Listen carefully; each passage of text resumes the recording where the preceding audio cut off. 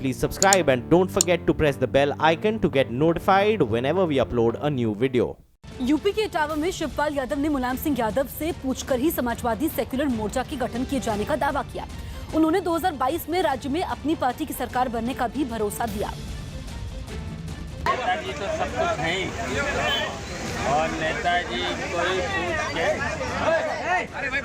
हमने ये समाजवादी सेक्युलर मोर्चा बनाया, काफी इंतजार के बाद। आरएसएस के सर कार्यवाहक भैयाजी जोशी ने SC/ST एक्ट पर हो रहे प्रदर्शन को गलत ठहराया और आरएसएस की ओर से इस तरह की गतिविधियों को किसी भी तरह का समर्थन नहीं मिलने का दावा किया। ऐसी संकुचित बातों को उभारने वाले जो घटनाएं होती है उसका राष्ट्रीय स्वयंसेवक संघ हमेशा विरोध करता आया है। हम ऐसी बातों से सहमत नहीं हैं। इराक के बसरा में प्रदर्शनकारियों की भीड़ को रोकने की कोशिश कर रहे सुरक्षाकर्मी ने आंसू गैस के गोले दागे। बेरोजगारी के खिलाफ हुए इस हिंसक प्रदर्शन में 2 सुरक्षाकर्मियों समेत 5 लोगों की मौत हो गई, जबकि वहां जुटी भीड़ ने जमकर हंगामा किया, जिसे रोकने के लिए सुरक्षा बल ने आंसू गैस के गोले दागे। इसके बावजूद प्रदर्शन जारी रहा। एक प्रदर्शनकारी ने आंसू गैस के गोले को सड़क के किनारे ले जाकर खुद ही फोड़ दिया। ये हंगामा तब शुरू हुआ जब सोमवार को ऐसे ही एक प्रदर्शन के दौरान मारे गए एक प्रदर्शनकारी की शव यात्रा में शामिल लोग भड़क गए। इसके बाद सड़क पर बवाल होने लगा। सरकार ने हंगामे के पीछे साजिश का शक जताया।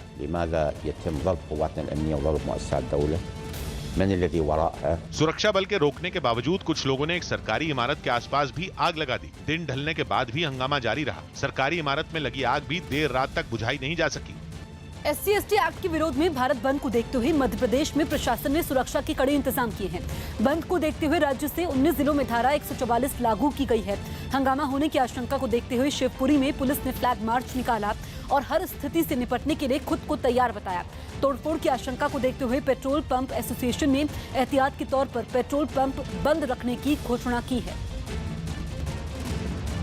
वित्त मंत्री अरुण जेटली ने रुपए की मजबूत स्थिति में होने का दावा किया। वित्त मंत्री अरुण जेटली ने डॉलर की बढ़ती कीमत पर जवाब देते हुए रुपए की मजबूत स्थिति में होने का दावा किया। Most global currencies have weakened vis-a-vis the dollar. The rupee has consistently either strengthened or remained in a range. Delhi में सेना प्रमुख जनरल बिपिन रावत ने एशियन गेम्स में पदक जीत कर लाने वाले खिलाड़ियों से मुलाकात की। दिल्ली में आज पहली बार भारत और अमेरिका के विदेश मंत्री और रक्षा मंत्रियों के बीच 2+2 बातचीत होगी। राजस्थान हाईकोर्ट ने राज्य के मुख्यमंत्री वसुंधरा राजे की गौरव यात्रा में सरकारी धन के खर्च पर रोक लगा दी। यूपी के गोरखपुर में राष्ट्रीय साक्षर मिशन के लिए प्रोत्साहित करने वाले कर्मचारियों ने वेतन की मांग को लेकर विरोध प्रदर्शन किया। कोनराड संगमा ने अपने 60 विधायकों के साथ मेघालय के मुख्यमंत्री पद की शपथ ली। पश्चिम बंगाल की मुख्यमंत्री ममता बनर्जी ने नागपुर में दार्जिलिंग यूनिवर्सिटी का शिलान्यास किया। यूपी के एटा में एक महिला ने अपने ससुर पर 3 महीने तक रेप करने का आरोप लगाया। बिहार के हाजीपुर रेलवे स्टेशन पर कस्टम विभाग और आरपीएफ ने 1.5 करोड़ रुपए मूल्य का टैक्स चोरी का विदेशी सामान जब्त किया। यूपी के रायबरेली में लगातार मूसलाधार बारिश की वजह से कई इलाके जलमग्न हो गए। जोधपुर की जिला अदालत ने सलमान खान को राहत देते हुए उनके विदेश जाने को स्थायी अनुमति दे दी। हालांकि उन्हें यात्रा का पूरा ब्यौरा कोर्ट को देना होगा। बिहार की गणितज्ञ आनंद कुमार के जीवन पर आधारित फिल्म सुपर 30 का अभिनेता ऋतिक रोशन ने ट्विटर पर पोस्टर जारी किया। प्रियंका चोपड़ा ने अपने मंगेतर निक जोनस और उनके परिवार के साथ न्यूयॉर्क में US ओपन के मैच का आनंद उठाया।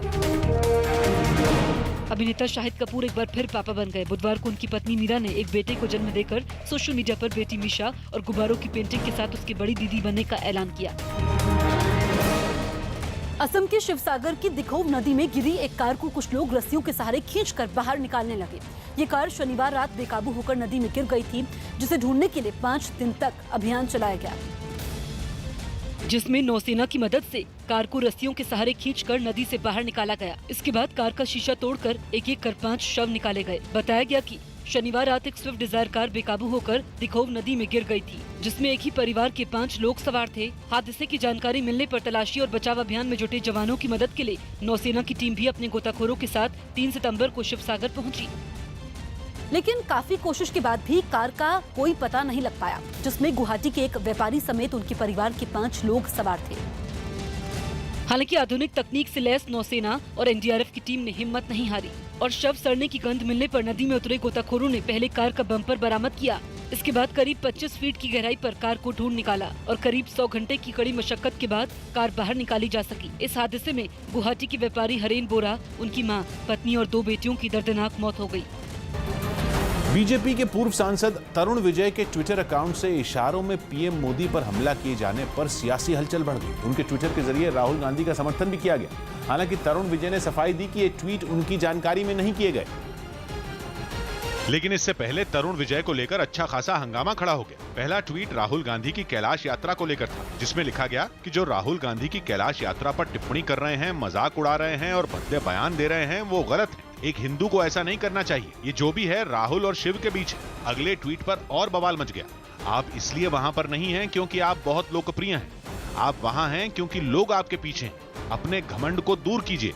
कुछ दिन पहले एक ऑनलाइन सर्वे में प्रधानमंत्री को देश का सबसे लोकप्रिय नेता बताया गया था। इसीलिए तरुण विजय के ट्वीट को लोगों ने इससे जोड़कर देख लिया। हालांकि उन्होंने जल्द ही सामने आकर सफाई दी कि ये ट्वीट उन्होंने नहीं की और लिखा कि ट्विटर अकाउंट संभालने वाले को निकाल दिया है।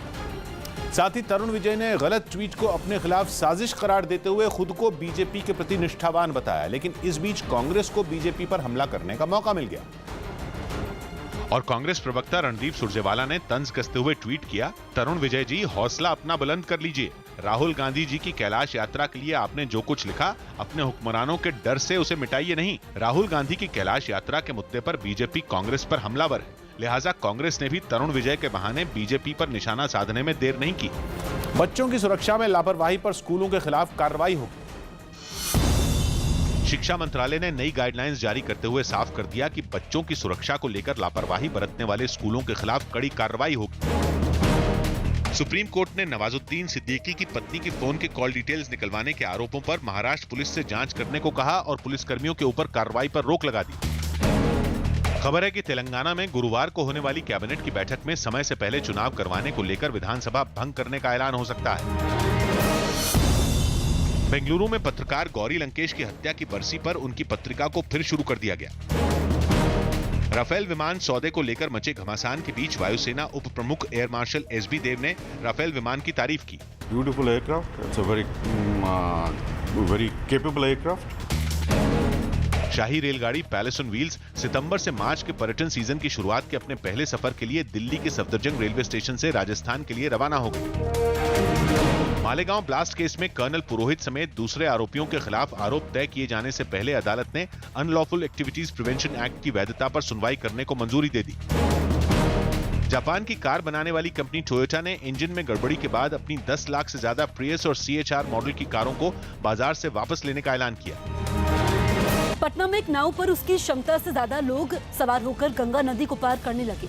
नाव की मदद से नदी के दूसरे किनारे पर जा रहे इन लोगों ने आरोप लगाया कि प्रशासन ने अब तक वहां पुल नहीं बनवाया, जिसकी वजह से उफनती गंगा नदी में ये लोग जान जोखिम में डालकर एक नाव पर सवार होकर अपने कामों पर जाने को मजबूर दिखे। दर्जनों पुल का निर्माण हो रहा है, फ्लाईओवर बनाए जा रहे हैं, लेकिन जो दियारा वासी है उन्हें कोई फायदा नहीं मिल रहा, जिसको लेकर ओवरलोडेड नाव पर लोग सवार होकर आते हैं। दियारा इलाके से पटना आने जाने वाले इन लोगों में कुछ सब्जी बेचने वाले थे तो कुछ बीमार महिलाएं भी शामिल थीं, जो अपना इलाज करवाने के लिए नाव पर सवार होकर गंगा नदी पार करके दीघा घाट पहुंची। हम लोग आजकल तकलीफ सहते आ रहे हैं, फिर भी सरकार की कोई नजर नहीं। इलाके के लोगों ने बताया कि केवल 20 यात्रियों की क्षमता वाली इन नाव में एक साथ करीब 100 लोग रोजाना सफर करते हैं और साथ ही आरोप लगाया कि इसके बाद भी प्रशासन ने उनकी सुरक्षा के लिए कोई कदम नहीं उठाया।